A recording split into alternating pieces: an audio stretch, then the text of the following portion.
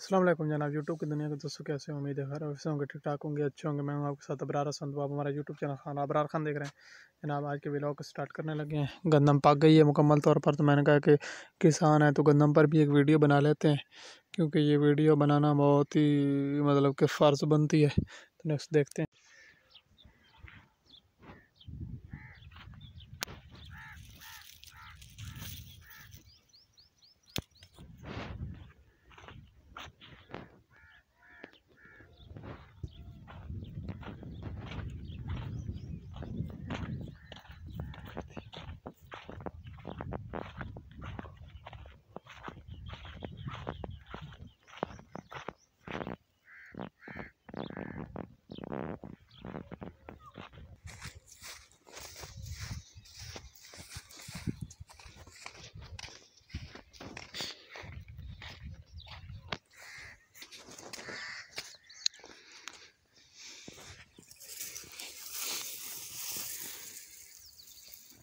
तो दोस्तों आज के वीडियो व्लॉग को यहीं पर अख्ताम करते हैं।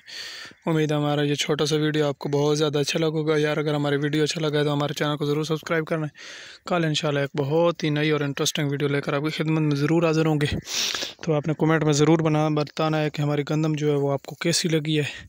उम्मीद है अच्छी लगी होगी। तो कल नेक्स्ट इंशाल्लाह अच्छी वीडियो के साथ दोबारा मिलेंगे। अल्लाह हाफिज़।